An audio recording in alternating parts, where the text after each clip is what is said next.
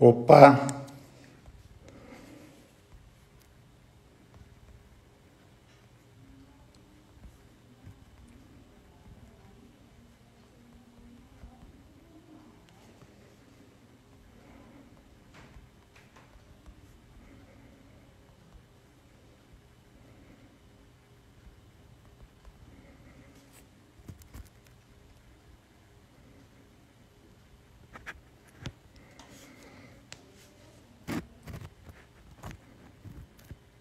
olá pessoal, tô só isso.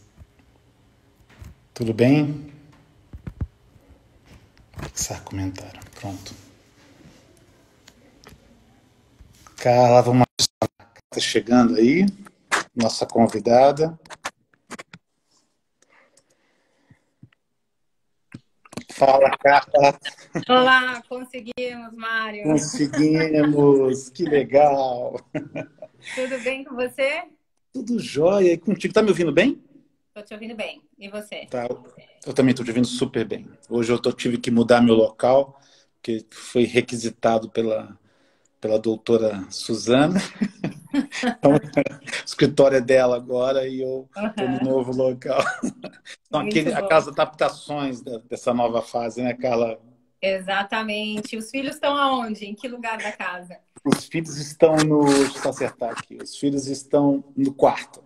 No Muito bom. quarto, e todo mundo no quarto, né, para poder ter tranquilidade para a gente conversar. Você está bem, Carla? Eu tô bem, tudo ótimo. Que Estamos legal. enfrentando aí a quarentena, né? Trabalhando bastante online e treinando dentro das possibilidades que o momento permite, né? Isso é verdade. E é bacana porque a gente vai falar sobre isso, né? E dá para perceber que a gente teve muita gente aí que teve que ter aquela resiliência de competidor, né? De atleta, muito atleta profissional teve, né? E tem, né? Teve muita gente que Exato. vencer isso aí, né? Então, Exato. Não tá fácil para ninguém, né, Mário? Tem desafio todos os dias, por todos os lados, e vai ser importante ser resiliente diante isso, dessa situação. muito legal. Vamos aproveitar esse gancho aí teu para a gente começar a falar. Então, o pessoal que está entrando aí, estou recebendo a Carla de Piero, que além de psicóloga do esporte, renomada, que já está na área aí há quanto tempo, Carla? 20 anos, Mário. É que você me conheceu moleca, então não dá essa impressão que faz tanto tempo. Olha, Carla, você não mudou nada, está super Muito bom, obrigada. bom. E eu lembro que foi há 20 anos atrás, estava começando, né? Não era isso? Quando eu... Exato, eu tinha acabado de me formar. Você me conheceu quando meu filho era pequenininho. Eu estava voltando da gestação, voltando a treinar lá no Projeto Aqua. Você tinha substituído o Marcos Paulo na natação do meio-dia. E eu voltei a fazer triatlon na Run and Fun. Então, o meu pós-gravidez, tudo que eu retomei de treino, eu retomei com a Run and Fun. Puta, que legal. E eu lembro que, além de atleta, né, o pessoal que está em casa, quem não viu a primeira entrevista, então dá boa noite a todo mundo aí, né? Quem não agradecer a presença de vocês. Quem não viu a primeira entrevista com a Carla, que foi, eu acho que foi lá para abril, né, Carla? Não foi mais ou menos? Acho que foi. Foi. Faz uns 2 meses, um mês e meio. A gente estava com aproximadamente com 45 dias de confinamento, né? Para quem não conhecia a Carla é psicóloga do esporte e ela comentou ali, e eu tenho muito orgulho também de falar que acho que um dos primeiros trabalhos que você começou a fazer foi lá com a associação que a gente tinha, né? Com o projeto social. Foi o meu primeiro trabalho. Foi meu primeiro trabalho assalariado. Antes eu tinha sido estagiária em outros lugares, mas o meu primeiro trabalho assalariada, a primeira pessoa que me deu um salário foi você. Que responde, Carla, que bom que você, né? Mas teu primeiro chefe eu aí, muita gente ia reclamar. Que bom que você. Não, foi excelente, Mário. E foi tão importante, porque você imagina, eu era uma recém-formada, nadava ali, você sabia que eu era psicóloga, e de repente você me convida. Não, veja bem, eu tenho um projeto aqui, eu queria que você visse, quem sabe coordenasse. Então, assim, uma honra receber um convite desse, uma baita responsabilidade para alguém que não se sentia completamente preparada, mas assim também um super desafio, né, para enfrentar, aprender. Aprendi um monte de coisa com todo mundo que eu trabalhei ali, com você, né, ali dentro do CPUSP, passamos perrengue, né? Então assim, levamos as crianças para passear, foram para a minha fazenda. Você lembra disso? Para o sítio, voltaram. Sítio, É. no Dia das Crianças, uma coisa assim, né? Não foi no dia. Isso, a gente fez uma comemoração. É, Não lembrava do sítio, você me lembrou agora, eu me lembro da é. sua, mas não lembrava que era o teu sítio. Que legal. Ela até apresentando, né, continuando na apresentação tua, da turma aí, o que é bacana é que desde aquele começo, quando você, né, o primeiro trabalho lá com as crianças, era muito legal ver teu jeito com elas e o fato de você ser esportista também, né? Uhum, Eu não sou aquele cara que acha que para ser um treinador de qualquer coisa você tem que ter sido campeão, ou ter sido atleta, mas quando você junta as duas coisas, é muito bacana, né? Então, eu percebi claramente ali, né, que você estava juntando, né, a bagagem que você, o conhecimento que você pegou na faculdade, que você iria, né, e vem tendo nesses 20 anos, né, de profissão, uhum, mas sempre com esse lado esportista teu, né? Que fica muito. Eu vi que a garotada ficava super animada, assim, né? Super feliz de conversar contigo, uhum. tranquila, paciente e atleta, né? Então, Exato. era muito legal. Conta um pouco para a galera, Carla, o que que você tem feito aí, né? Qual foi teus últimos trabalhos, assim? Como é que foi teu histórico, até para o pessoal que não te conhece, te conhecer melhor. Tá. Bom, eu comecei no esporte solidário, trabalhando com esporte, que foi sempre o que eu quis fazer, trabalhar com psicologia do esporte, mas era o terceiro setor. E eu sempre quis trabalhar com alto rendimento, sempre foi meu maior desejo. Então, depois disso, eu fui trabalhar no Vita, e aí eu comecei a trabalhar muito com alto rendimento, porque a gente trabalhava acompanhando atletas que vinham de cirurgia ou estavam em reabilitação. Lá eu comecei a trabalhar muito com judô, com todas as artes marciais, atletismo. E depois disso, eu fui trabalhar com o Maglioca na Care Club também. Aí eu comecei a trabalhar muito com natação. Antes disso, o COB já tinha me chamado para trabalhar com a Ana Marcela, porque eles precisavam de uma psicóloga de São Paulo para trabalhar com ela, porque ela morava em Santos. Então, em 2012, eu comecei a trabalhar com ela. Foi lá, 2010, foi lá que você conheceu o Márcio Latuf. foi lá que eu conheci o Márcio Latuf. Não, o Márcio, né, uma figura. Daqui a pouco ele aparece aqui na live. É. Eu Daqui levei a uns pouco ele aparece. lá e quando ele entrou, né? Para quem não sabe, o Márcio Latuf é um dos maiores treinadores de natação do país e está sediado lá em Santos já, não sei, há 30 anos, tudo. E a Ana Marcela, para quem não sabe também, é uma grande chance de medalha do Brasil, a maior nadadora de águas abertas que o Brasil já teve, e uma das grandes chances de pódio no Brasil na próxima Olimpíada, ano que vem, no Japão. Mas continua aí, desculpa te cortar, que só por causa do Márcio que eu queria falar. Então, o Márcio é, assim, um treinador que eu trabalhei muito. Ele foi há muito tempo o treinador da Ana Marcela. Depois, trabalhando em São Paulo com todos os nadadores. E aí o COB começou a me requisitar mais para trabalhar com outros atletas. Então, hoje em dia, eu sou uma psicóloga do COB, trabalho com várias modalidades, ginástica, natação, trabalho também com hipismo, com automobilismo. É, Né? Você trabalhou trabalho... Oi? com tênis também, que você trabalhou, né? Tênis, eu sou psicóloga da Confederação Brasileira de Tênis, então trabalho com a Bia Haddad Maia, trabalho com o Thiago Monteiro, trabalho com o Belucci até hoje. Então, viajei muito com tênis, então também é uma experiência muito legal que eu tive. Fui a primeira psicóloga a participar de Copa Davis, está dentro da equipe multidisciplinar e única mulher, então assim, foi um super desafio.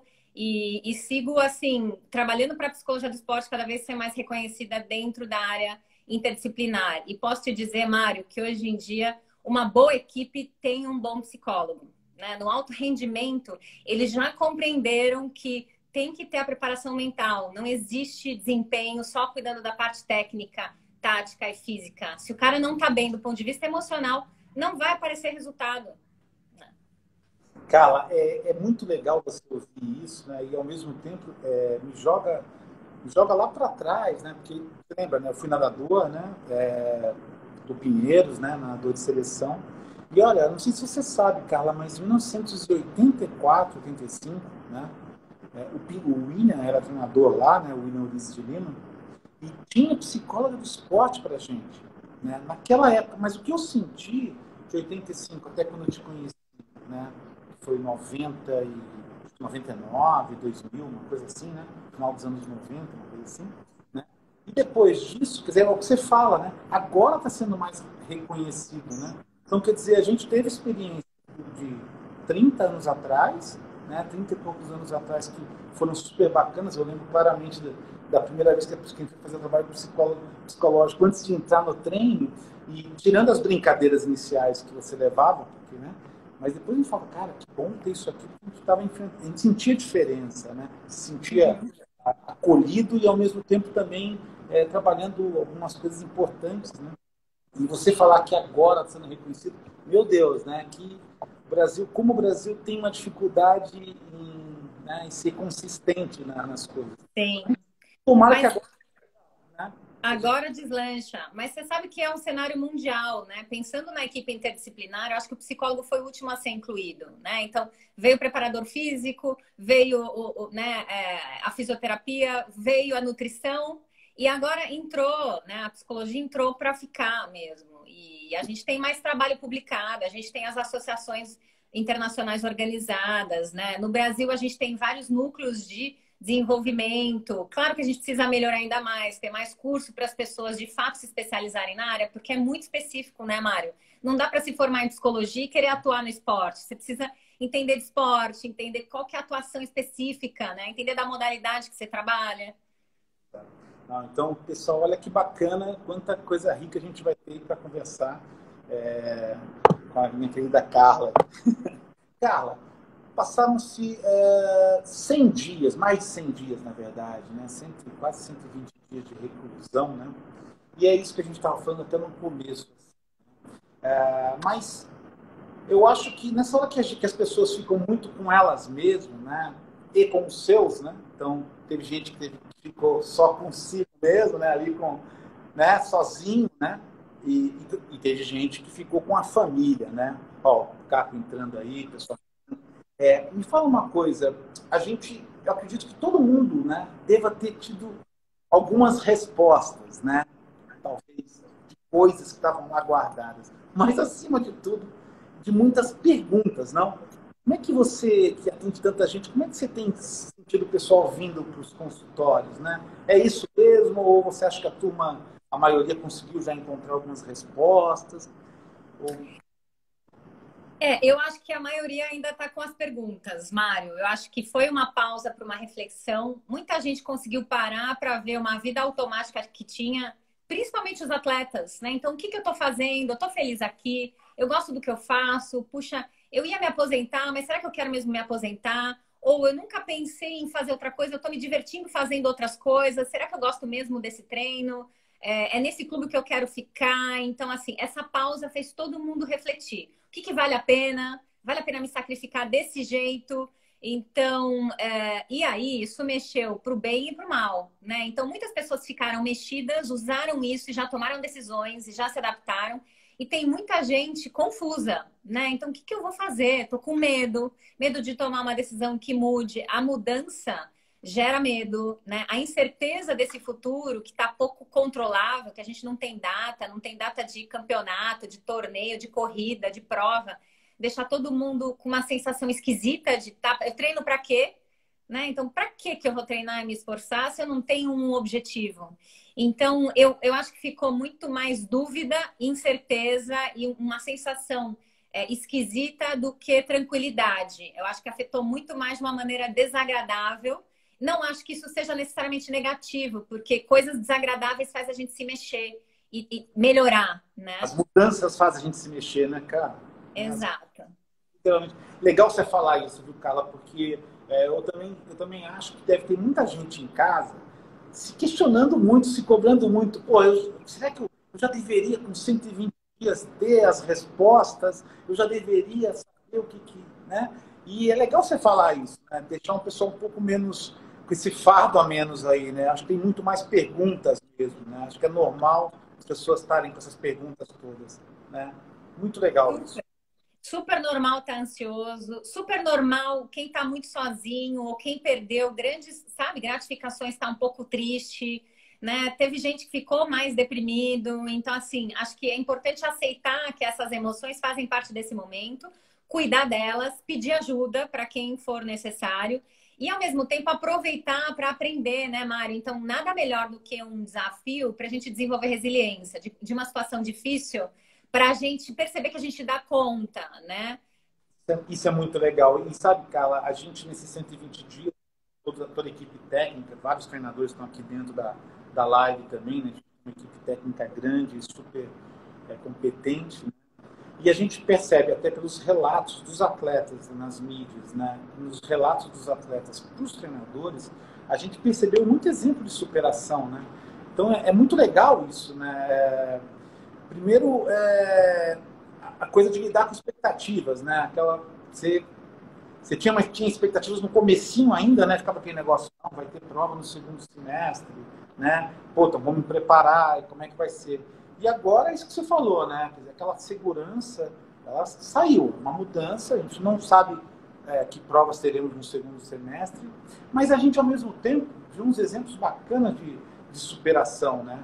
E como teve gente que conseguiu, dentro de uma situação difícil, manter-se ativo, né? Então, eu falo, tem muita coisa legal também, né? Tem muita, acho que a gente pode sair fortalecido disso, mesmo Sim. na grande maioria, não sei.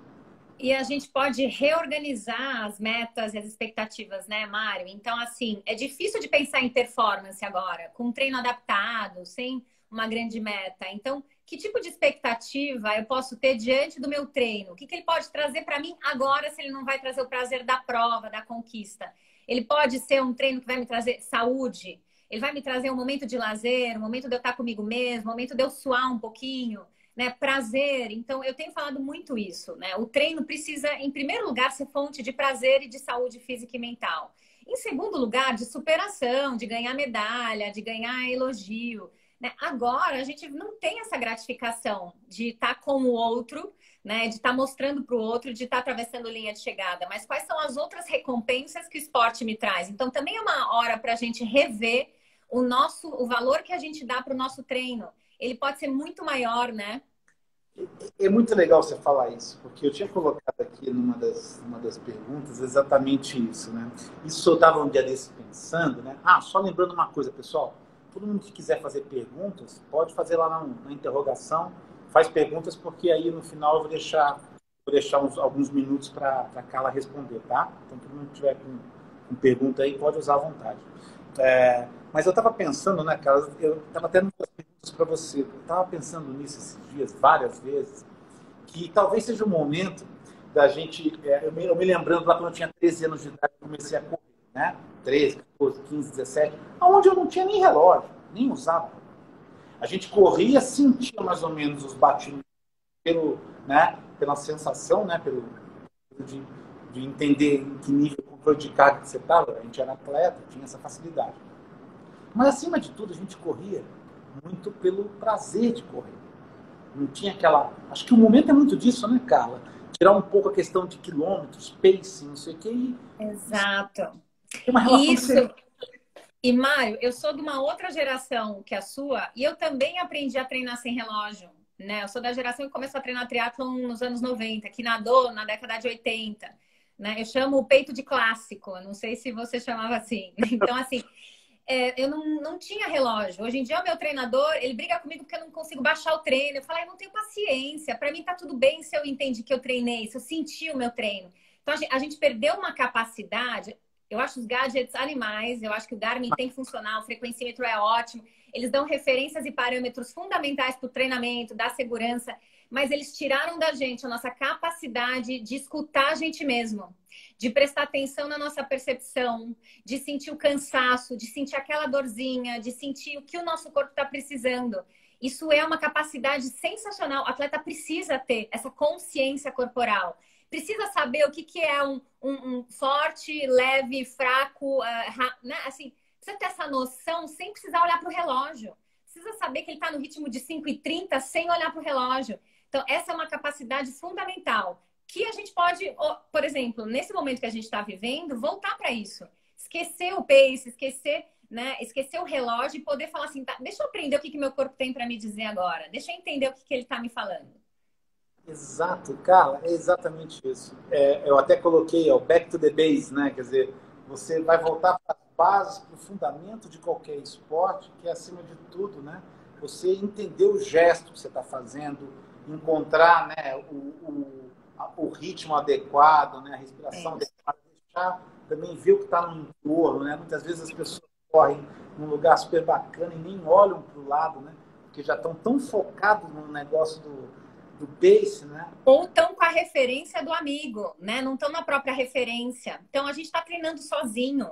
Essa é uma ótima oportunidade para a gente ser a nossa própria referência, para a gente perceber o nosso próprio pace, como o nosso coração se comporta, as nossas dores se comportam. Então, pessoal, é legal essa dica, viu? De forma alguma, a gente está falando aqui nem como treinador, nem como psicólogo, que a tecnologia, que as metas, o bater, os recordes não sejam importantes.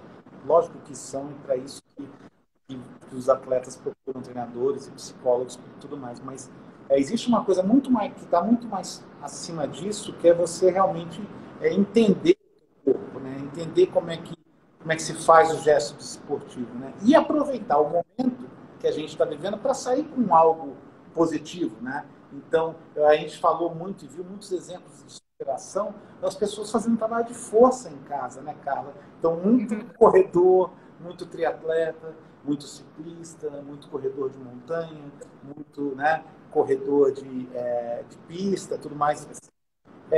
Não levavam a sério o trabalho de força, né? Exato. Com esse tempo, começaram a fazer trabalho de força, né? E com isso voltam para esse pós, ou esse novo normal, que a gente pode chamar assim, né? Seja como vai ser, né? Volta de alguma maneira melhorada. Então, volta mais forte, mas também pode voltar com a cabeça mais tranquila para se conhecer, até porque a gente não vai poder ter aglomeração nesse momento, né? No retorno aos caminhos. Ainda vai ter que correr sozinho, né, cara? E a gente quebra paradigma, né, Mário? Que assim, puxa, a minha vida tem que ser desse jeito, o meu treino tem que ser desse jeito. Não deu para ser do jeito que a gente gostava. E a gente viu que, puxa, olha, esse treino até que me manteve razoavelmente. Ou, nossa, quando eu perco o treino da semana, como que eu fico? Como que eu durmo? Como que eu como? Então, sair da rotina, perder o treino, diminuir esse treino, deve ter tido impacto do ponto de vista emocional, físico, social para as pessoas, né? Então, acho que esse é o aprendizado, né? A importância do treino, as diferenças de treino. Então, você está falando, puxa, o treino de força passou a ser interessante, importante, teve, né, teve resultado nesses atletas. Então, a gente está aprendendo coisa nova, né? Do pessoal do ciclismo lá com os rolos, né, Carla? Você está fazendo rolo direto, você, né? Tá mandando. Olha, eu tenho que confessar que eu gosto do vento no rosto. Então, eu tenho feito bastante treino de força online com a minha personal. Tô na praia, então consigo nadar no mar e tem uma piscina no condomínio e dá para nadar. E tenho corrido porque é possível, né? Mas olha, eu fujo do rolo de um jeito. Eu entendo que as pessoas estão querendo rolo, não tem rolo para vender, mas eu fujo do rolo. Sabia que eu descobri o rolo, né, cara? É mesmo? Eu tinha uma ficava encostado e me dava uma preguiça desgraçada. Ir para o local, pedalar, tal, depois voltar, tal. Ficava sempre, né, com várias desculpas. Poxa, eu coloquei o rolo e estou adorando a ideia do poder girar aqui em casa e fazer. Mas isso é muito legal. E fala uma coisa, Carla, a turma que... nós tivemos um pessoal que realmente, como foi, a gente falou, exemplo de superação, está conseguindo ser... Tem gente que está conseguindo manter treinos até melhores do que antes, porque está com uma agenda, não é mais fácil, mas com uma agenda mais flexível, né? Sim. Trabalhando, como você mesmo falou, tanto quanto antes, né? Às vezes até mais, produzindo mais, né? Uhum. Mas uma coisa, para aquela turma que não conseguiu, né, treinar tanto, está voltando agora, se Deus quiser, sexta-feira, o nosso prefeito e o governador devem falar quando vão liberar os parques, né? A volta à rua para treinar com devidas seguranças já estão sendo estimulados, tal. Mas essa turma que volta com, né, de repente não consegue treinar, muito destreinado, ou com sobrepeso, ele ganhou um pouco de quilinhos, tal. Que dica você daria assim para motivar essa turma? Porque que negócio, de novo, a cobrança é do ser humano, né? Muita gente e fica se cobrando. Mas que você, para liberar essa turma, o que você falaria para essa turma? Então, eu acho que essa turma que ficou parada, a primeira coisa, elas precisam entender que existe um negócio que chama destreino. E quais são as consequências dele? As consequências são, a gente perde as adaptações, né? Fisiológicas, musculoesqueléticas. Isso faz com que o seu corpo não seja mais um corpo daquele atleta que você era antes.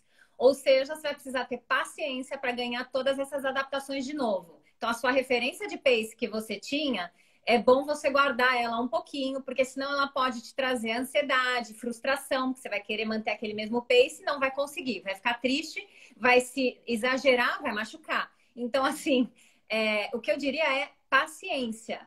Sofrer um processo de destreino, você vai ter que treinar tudo de novo. Então, o fato de você já ser alguém que fez esporte, você vai voltar mais rápido, mas vai ser preciso ter paciência para reconstruir aquilo que você perdeu. E né, essa é a parte mais triste da atividade física de qualquer esporte, né, Mário? É o princípio da reversibilidade. Não treinou, perdeu. E perdeu todos os benefícios. Não é que você continua ali, né? Como o nosso presidente falou, tem histórico de atleta. Não adianta nada. Parou 3 meses e não fez nada, você volta para um aspecto de sedentário. Então, volta a cuidar da sua saúde, volta devagar. Lembra que o seu coração vai ter que se adaptar, suas articulações vão ter que se adaptar. E a tua cabeça vai ter que se adaptar. A tua cabeça vai ter que estar no momento certo, aonde está o seu corpo. Se a sua cabeça estiver lá na frente, teu corpo não estiver acompanhando, é a sua cabeça que vai te quebrar. Então não deixa a cabeça quebrar. Tenha paciência, vai com calma. Seu treinador vai saber te dizer qual caminho você seguir. Você falou super bem. Os treinadores vão saber falar, mas você colocou num ponto que isso a gente vê muito no esporte amador. Eu sempre falo do esporte amador com uma diferença do esporte profissional, né? Porque eu fui nadador de ponta, né? E eu sei que o nadador, não nadador, né? Que o atleta de ponta, ele respeita muito mais as cargas, né? O tipo de carga e aquilo que o treinador fala, né? Do que o amador, né? É engraçado. Brinco com os nossos atletas, né? Cara, você chega para um corredor né, de ponta, um nadador de ponta, um triatleta de ponta, um ciclista de ponta, um mountain bike de ponta. Você fala pro cara, hoje a semana é leve, o cara vai dar graças a Deus, né? Vai. Vai, ele vai falar graças a Deus. É leve, né? Off, então, né, Mário? Off, eles falam, gente, não é possível. Off, mas o amador tem mais dificuldade com isso, né? E isso tem sido sempre um desafio a mais para todos os treinadores, né? Você tocou nisso muito importante, né? Que é voltar com uma outra cabeça, né? É ter paciência, né? Então, pessoal, né? Ouçam isso mesmo, né? Essa paciência, até tranquilidade, né? Para voltar e saber que vai precisar de um tempo, né? Já que ficou parado, né? Que não vai já voltar aos marcas, são realmente muito importantes, né? E você sabe, Mário, que eu acho que a diferença, né, do profissional, óbvio, é o trabalho dele. Tem hora que ele está muito cansado, ele quer o descanso mesmo, mas eu acho que o atleta profissional, ele conhece o percurso, ele entende da periodização, ele sabe que não é o treino mais forte que vai fazer ele ficar mais rápido. Ele entende que ele vai precisar do descanso. Então, eu acho que às vezes a gente precisa informar, né, os nossos amadores, porque às vezes tem algumas crenças muito desconexas, né? Preciso treinar mais rápido, não posso abrir mão de treino. Então, assim, às vezes eu tenho que ficar ali batendo na tecla, falando para o atleta, descanso é treino, né? Então, assim, considera como parte do seu treino. Isso é realmente um desafio, né? E a gente vive um mundo tão conectado, né? Digitalizado. Muitas vezes até o treino devagar, a pessoa tem até medo de postar, né? Porque vai ouvir um outro falando, tá ficando lento, não sei o quê, né? E, logicamente, não é assim que funciona o treinamento, né? A inteligência, né? A gente fala muito isso, né? O atleta tem que ser inteligente. Quanto mais inteligente ele é também, né? Melhor são os resultados. Ele tem que saber se adaptar, né? E nada melhor do que essa pandemia para mostrar isso, né? Obrigou muita gente que não... Esse atleta que não tirava off, né? Que não deixava de competir toda semana durante anos, né? Anos, décadas. E aí os caras foram obrigados. Né? Você, Carla, pegando até uma curiosidade minha, você achou que a maioria das pessoas conseguiu dormir melhor nesse período? Ou você acha que não, que a turma Pelo ficou... contrário. Eu acho que eu tenho visto que uma das coisas que mais ficaram alteradas nas pessoas foi o sono. por alguns motivos, né? Então, principalmente os atletas diminuíram carga e atleta amador também. Carga e volume de treino, então a gente não cansa tanto. Mudou a alimentação por conta de tudo isso e a gente ficou mais na luz do celular, do computador, da televisão até muito tarde. Então, assim, isso faz o nosso cérebro entender que a gente tem que ficar acordado. A gente foi dormir mais tarde, acordar no mesmo horário ou mais tarde e mudou muito o padrão de sono. Então, isso eu ouvi da grande maioria das pessoas. Estou dormindo mais tarde e tenho que acordar no mesmo horário. Ou estou acordando mais tarde, estou trocando o dia pela noite. Então, mudou demais. E mudou também porque tem um efeito de estresse, né, Mário? Então, por mais que a gente esteja dentro de casa, com as nossas famílias, então, assim, às vezes é uma delícia, às vezes é um estresse, ter que cuidar de cozinhar, lavar, cuidar de criança, trabalho, etc. Então, a gente tem que considerar que a pandemia trouxe um efeito estresse que a gente não vivia, né? Então, é um algo a mais que a gente tem que lidar. Então, acho que o sono foi para pior, né? As pessoas que conseguiram se adaptar, maravilha, continuaram seu treino, mantiveram uma alimentação boa. E o sono, ele tem um efeito sobre a ansiedade, os transtornos mentais implacável. Não dormiu bem, vai aumentar a ansiedade. Não dormiu bem, piora sintomas de tristeza e depressão, síndrome de pânico. Então, assim, sono é fundamental, não só para a regeneração física do corpo, mas para a regeneração do cérebro, para a gente ter cognição e para a gente não ter transtorno mental. Então, a gente precisa cuidar do sono. Então, aí fica uma dica, né, pessoal? Até recapitulando, né? Todo mundo que tiver pergunta, pode mandar. Muito interessante, sabe? Opa, Carla saiu, pessoal. Carla caiu. Vamos esperar que daqui a pouco ela venha aí. Caiu. Não foi. Aqui, vamos lá, Carla. Vamos lá. Caiu, tá voltando. Carla tá voltando.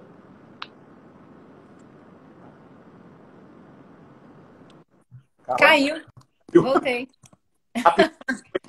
Deu uma virada olímpica. Pum, já. Eu lembro dos nossos treinos de natação, eram muito legais lá, né, no Projeto Água. Mas Carla, só voltando, né? Carla comentou uma coisa, pessoal, que eu acho muito importante. Todos os treinadores, a gente também vem estudando até pouco antes da pandemia, nas reuniões pré-maratonas, meia-maratonas, a gente já vinha incluindo a questão do sono, né, para a turma, né? E você comentou uma coisa muito importante, né? Que é o seguinte, pessoal, a mudança de rotina, né, leva, né, necessariamente também a uma mudança do padrão de sono, tá? Mas tem um ponto que você comentou que eu acho super importante, que é o efeito dos celulares, laptops, dessa luz azul, né, para o sono. Sabe, tem estudos a respeito de como isso retarda e atrapalha o sono, né? O ser humano foi feito para dormir, nós somos bichos, né, diurnos, né? Nós não temos habilidades noturnas, né? Então, teoricamente, na hora que escurecia, o ser humano foi feito para dormir. E na hora que começa a nascer, o ser humano foi feito para acordar, né? E essa luz joga muito para frente. E como isso pode ser muito maléfico para todos os transtornos, inclusive para resultados, né, de atividade física mesmo, de resultados físicos, né, cara? Total. Você sabe que para os atletas de alto rendimento, para alguns a gente tem que virar regra. A hora do celular e de ficar no celular até, sei lá, 8 da noite. Senão essa pessoa não dorme, né? Então, entra como orientação do treinador, entra como orientação da equipe médica, porque senão essa pessoa não dorme. E ela fica estimulada o tempo inteiro. Porque o que o Instagram faz na gente? Ele estimula, ele produz dopamina, a gente fica interessada, a gente adora um like. Então, e numa hora que a gente precisa relaxar, dormir, né? Não ter nenhum estímulo que gere excitação, né? Então, a ideia para a gente ter um sono bom é largar celular, largar a TV, largar a luz no nosso olho antes desse processo de dormir, organizar uma higiene do sono que tenha, né, um processo onde você fique mais no escuro, num ambiente mais relaxado, né? Tome um banho mais morno. Vai começar a ler um livrinho que ajuda a dormir. Exato. Tá? Porque isso também influencia nos hormônios, viu, galera? Então, Exato. a atleta precisa desse repouso para voltar melhor, né? E você que acompanha os pessoal de elite e atletas amadores, né? Você consegue ver alguma grande diferença fora o fator grana, né? No Sim. Quais são os pontos? Ih, caiu de novo, hein? Carla, de novo aqui. Vamos lá.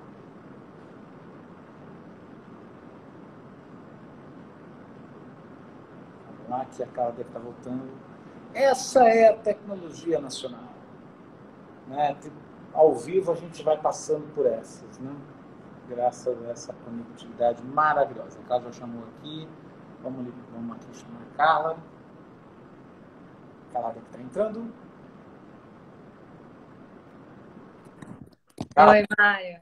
Estava falando para a turma que ficou vendo, né? Quando você caiu, é que é impressionante como também outras coisas aparecem numa pandemia, né? Como a nossa tecnologia é ruim, né? Como... Eu acho que é o meu Wi-Fi aqui. Não é o seu Wi-Fi, é o Brasil.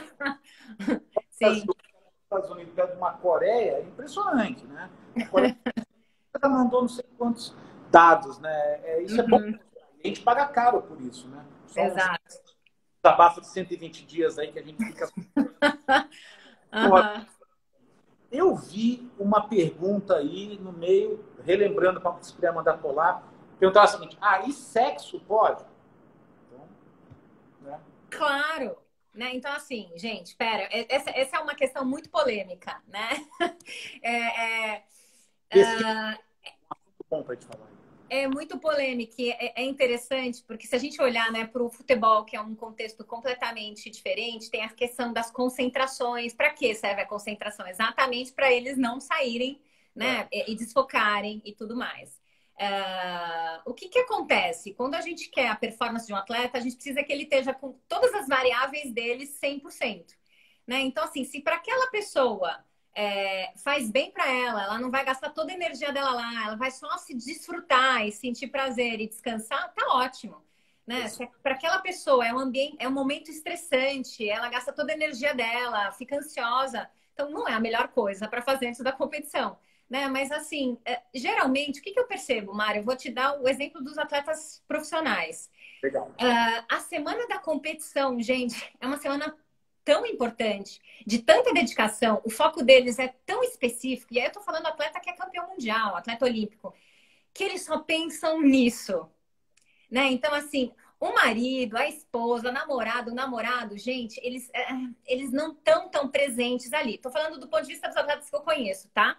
Os que eu acompanho. Pode ser que tenha atleta diferente desses, mas é isso. O foco é tão intenso, Mário, que não dá para pensar. Sério, ele tá pensando no que ele tem que comer, o que ele vai relaxar, como que vai ser, ele vai organizar a vida dele no dia seguinte. Ele tá completamente já dedicado à prova. Sério, assim, eu não lembro de nenhum atleta que me contou, cara, nossa, Carla, eu namorei pra caramba ontem, fui bem hoje. Não, ele falou, para mim ele vai contar, nossa, ontem foi um dia, eu descansei bem, eu foquei no que eu queria, eu organizei toda a minha alimentação e hoje eu competi bem. Então, é isso. É legal que você falou, né? Só pensa nisso, isso não é no sexo, é nisso na prova. No resultado, na prova, na performance. Então, dando um gancho, quando você caiu, eu tinha te perguntado, né? Então, acho que esse seria um dos pontos, né? Quais são as grandes diferenças que você vê dos atletas de elite mesmo para os amadores?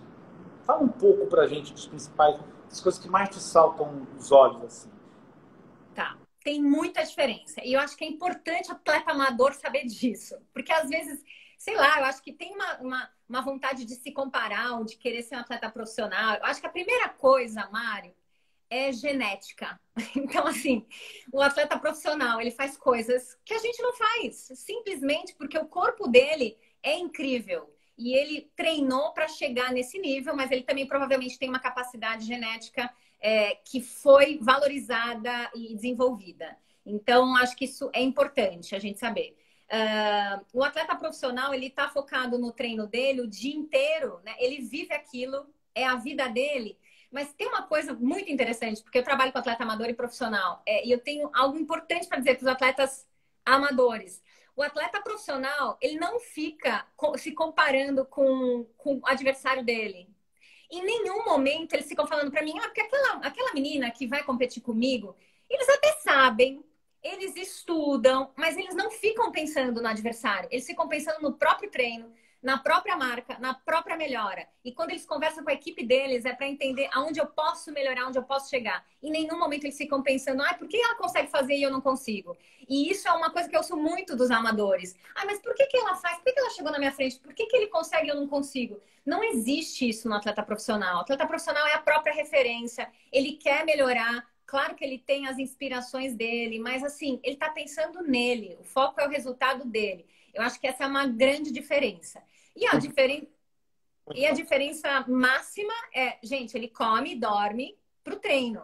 Ele não trabalha, ele não fica sentado horas, ele não discute, né, as questões do dia a dia. Geralmente, atleta profissional tem gente organizando a vida deles, a família cuida, ou o manager cuida, ou a assessora de imprensa cuida. Então, assim, a vida deles e o foco é para isso, né? E quando aparecem essas coisas extras, é um estresse. Eles falam, puta, que saco que eu tenho que pagar a conta.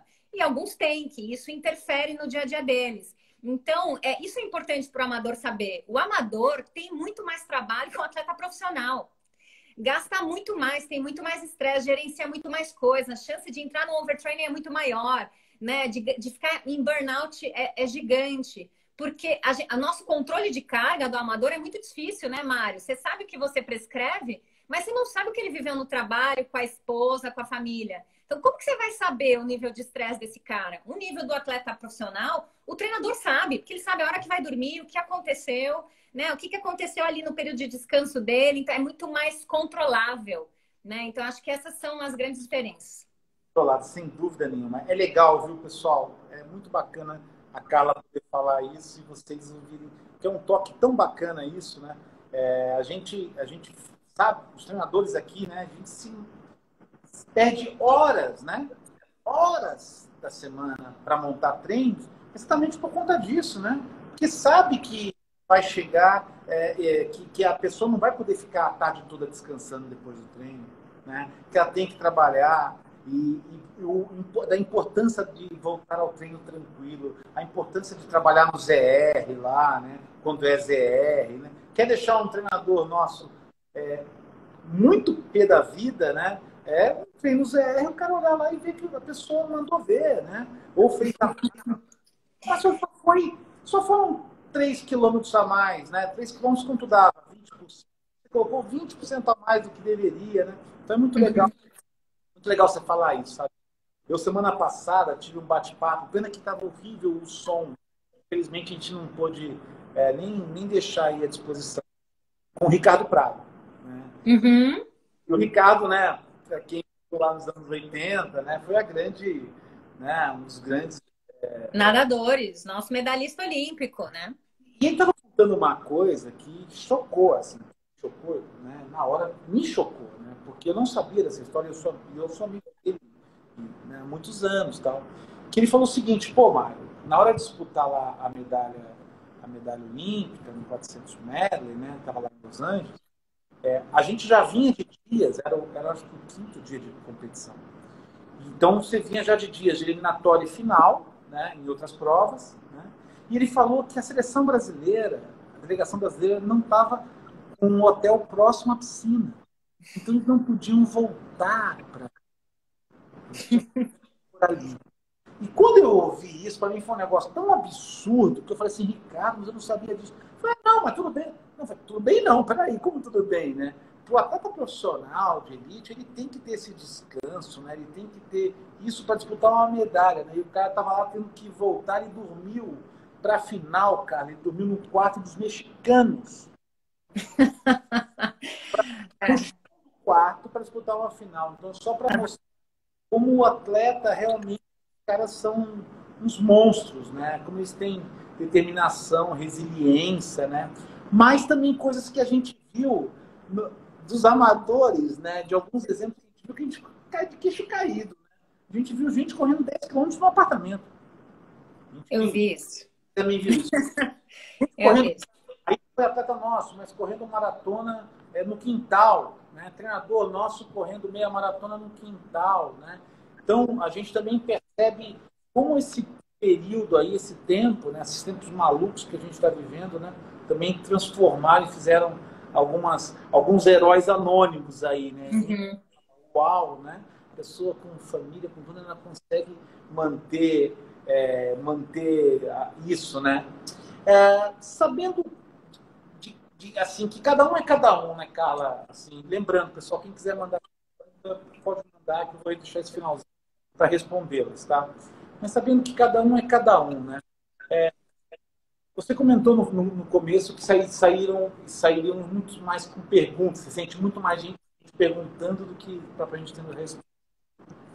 Mas eu tenho que te perguntar isso, né? Você acha que, no geral, assim, a gente vai sair com seres humanos melhores aí? Eu sei que varia de pessoa.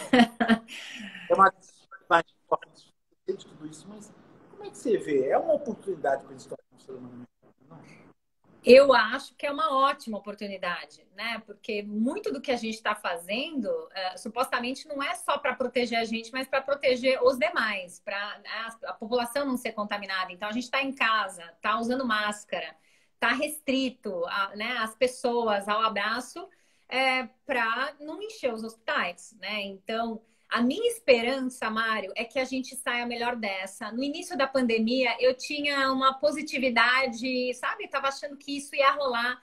Agora que eu vejo como as pessoas estão se comportando, meio nem aí, meio assim, fazendo festa, eu fico um pouco em dúvida se a gente vai conseguir de fato isso ou não. Mas se uma parcela da população mudar, eu estou feliz. E eu acho que isso vai acontecer. É isso aí. Eu acho que talvez seja aquela coisa, né, do meio que o lei de Pareto, né, que 80-20, né, traz o retorno dos outros 80. Se a gente tiver as pessoas no mundo aí, né, saindo melhores disso, né, a gente com certeza vai ter uma sociedade, eu acho que melhor, né? E os É. atletas, eu acho que a gente está muito otimista que os atletas sendo forçados a passar por tudo isso, os amadores agora, né? Eu acho que eles voltem com uma cabeça para a coisa, né? É, uma coisa assim, que dica você... Tem uma pergunta que eu já vou pegar aqui, que escreveram, né? Como é que vai ser o psicólogo no retorno aos treinos? Eu ia colocar o seguinte, né? Até para responder. Que dica você daria para a turma, né? Você falou já um pouquinho, mas que dica você daria para a turma que está voltando nesse novo normal? Porque, apesar de já estar meio gasta essa palavra novo normal, tem coisas que vão ser iguais, como você falou dessas pessoas que usam máscara, Uhum, né? Então é igual, uhum, egoísta pra caramba, uhum. né? Ou não usam máscara nas festas, máscara e tal, né? Mas existe um novo normal, né? Existe pelo menos por um período, uma situação diferente, né? Que, a mudança que você falou no início. Que dica você daria para os nossos atletas aí, a turma que está nos ouvindo, que está Eu voltando? acho que a primeira coisa é aquela paciência que a gente falou, né, Mário? Então, voltar aos treinos com aquela paciência de que você está reconstruindo. Mesmo quem conseguiu treinar, treinou de um jeito adaptado. Então, como que é voltar a esse normal e retomar as expectativas? Então, estabelecer metas realistas para o momento. Considerar o treino, em primeiro lugar, como fonte de saúde e depois, em segundo lugar, como fonte de performance. Eu tenho falado isso para todos os atletas, inclusive os profissionais, no início da quarentena, foi isso que a gente falou para eles, né? Então, assim, mas para que eu vou treinar, Carla? Não vai ter Olimpíada, não tem nenhum torneio pela frente. Você vai treinar para a tua cabeça não pirar. Você vai treinar para o teu corpo continuar se mexendo e você produzir um pouquinho de endorfinas e dopamina, só para isso. Né? Então, acho que esse retorno, considerando o esporte como base de saúde física e mental, eu acho mais importante. Não focar só na performance, porque vai demorar para competir, né? Então, assim, poder olhar dessa forma, eu acho bem importante, Mário. Legal. Muito legal, Carla. Tem uma pergunta da Amanda perguntando sobre descanso, né? De não conseguir desligar, de não conseguir pensar. Como é que uma pessoa pode trabalhar? Quais são as dicas que a gente poderia para essa pessoa Tá. trabalhar? Legal. Isso tem acontecido por causa do home office, né? Então a gente está trabalhando 24 horas por dia, porque a gente não tem um intervalo almoço. Vou para casa. A gente está trabalhando o tempo inteiro, então tem gente mais cansada e trabalhando mais do que antes. Eu acho que a grande dica é se obrigar a fazer os intervalos, é se obrigar a fechar o computador, fechar o telefone, abrir o momento de descanso e de lazer. Esse é meu momento. Sabe como a gente coloca na nossa planilha e na nossa agenda a hora do treino e a hora do, sei lá, do inglês, a hora. né? Coloca a hora do descanso e a hora do lazer. É super importante a gente ter momentos de gratificação nessa quarentena. O que é isso? É assistir uma TV, é estar junto com uma pessoa, né, que você gosta, é tomar um bom vinho, é dar risada. Ah, mas eu não posso ver meus amigos. Gente, eu já fiz um monte de reunião online com amigos, né? Então, assim, abre lá a tua tela do teu iPad, chama o casal de amigos que vocês adoram, toma um vinho juntos ali online. Então, acho que precisa ser criativo para a gente conseguir colocar momentos lúdicos, divertidos e prazerosos no nosso dia a dia. Senão, a gente entra em burnout. Não tem como, Mário. Precisa desse equilíbrio. E nesse caso, o momento do treino precisa entrar como um momento regenerativo e de equilíbrio. Ele não pode chegar como mais uma sobrecarga. A gente já está trabalhando mais, está dentro de casa, sob efeito do estresse, né? Se o treino entra como uma obrigação e mais um estresse, ele não vai funcionar do ponto de vista de saúde. Ele vai entrar como sobrecarga. E aí a gente tem os efeitos negativos. Overeating, overtraining, burnout, lesões, né? Então, isso eu acho importante as pessoas considerarem. Pô, legal, olha que dica bacana, viu, pessoal? Cobrem menos, coloquem na agenda lá, pausa para você mesmo, para não fazer nada, não tenham vergonha disso, né? De ter tempo para não fazer nada, de descansar, descansa mesmo, né? Tem uma pergunta de uma pessoa que acho que é legal até, porque muita gente não ainda a psicologia do esporte é algo novo, né? Então, qual que é a diferença entre psicóloga e psicólogo do esporte? Acho que seria legal você falar. E aqui respondendo também, né, Carla? Até para o amador mais, né? Pensando muito nisso, né? Tá. A psicologia né, é uma ciência e uma das especialidades da psicologia é a psicologia do esporte, assim como tem a psicologia clínica, a psicologia hospitalar, a psicologia nas escolas. Então, a psicologia do esporte é uma especialidade que trabalha exclusivamente com atletas amadores, com iniciantes, com atletas que estão lesionados ou estão fazendo transição de carreira. A diferença é que o nosso foco vai ser no comportamento esportivo, né? Vai ser no desenvolvimento do repertório do atleta para ele melhorar a performance e manter a saúde mental dele. Qual a diferença de trabalhar com amadores e profissionais? Nos amadores, a gente faz o que a gente também chama de psicologia clínica no esporte, porque não tem como desvencilhar a vida do amador com o resultado dele no esporte e com a função que o esporte exerce na vida dele. Às vezes é o lugar que ele desestressa, ou é o lugar que ele encontra os amigos, é o lugar do lazer, ou é o lugar onde ele se sente reconhecido mais do que na carreira. Então, não tem como a gente não ir buscar entender quem é essa pessoa, o que ela faz, a história de vida dela. Então, e sempre chega uma demanda, né, Mário? Ninguém chega na psicóloga feliz, né? Geralmente ela chega assim, puxa, eu não tô conseguindo o meu objetivo, eu fico muito ansiosa. Ou tá pesado demais, o treino que para mim era super prazeroso, agora tá desgastante. Então, as demandas dos amadores também são diferentes dos profissionais. E geralmente tem a ver com a vida de um amador, né? Conciliar treino com família e tudo isso que tem pela frente. Não, muito legal isso, Carla. Bem, pessoal, deixa eu ver se tem mais alguma, acho que tem mais alguma pergunta. Sim. Aqui. Que dica você daria para começar a meditar? Você falou da última vez sobre isso, acho que a gente falou da última entrevista, mas a gente nova aqui também. Eu mesmo aprendi a meditar com o app há uns 3 anos atrás, Carla. Para mim mudou minha vida, né? O app era Headspace, né? Minutos, eu medito todo dia, logo pela manhã, e eu falo para as pessoas, assim, para mim me ajudou muito mesmo, né? Muito mais difíceis, e agora também, já passei tanto perrengue antes aí que esse momento é difícil, mas sem dúvida tem ajudado muito. Que dica você daria para quem quer meditar aí, para quem quer meditar, tá? Então, vou juntar com uma outra pergunta anterior, né? Que era assim, a questão do descanso. A gente vive numa cidade, né? E numa sociedade que valoriza a produção.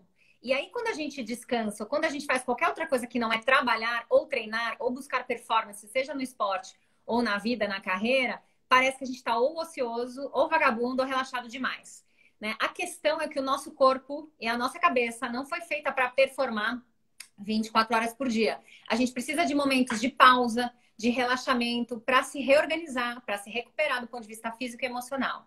A meditação entra nesse momento, né? Então, a pessoa que não tem um momento de pausa, ela pode estabelecer um momento de meditação para essa hora de recuperação e regeneração dela, do ponto de vista físico e emocional.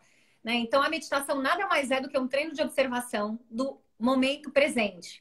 Você não precisa pensar em nada, no que você tem que fazer, em quem você tem que ser. Você pode ser só quem você é naquele momento e olhar para dentro. Essa é uma outra diferença da meditação. Você não vai olhar para fora, salvo se você escolher uma, né, uma âncora num som externo. Mas a ideia é você olhar para dentro, para suas sensações, para o padrão de pensamento que você produz.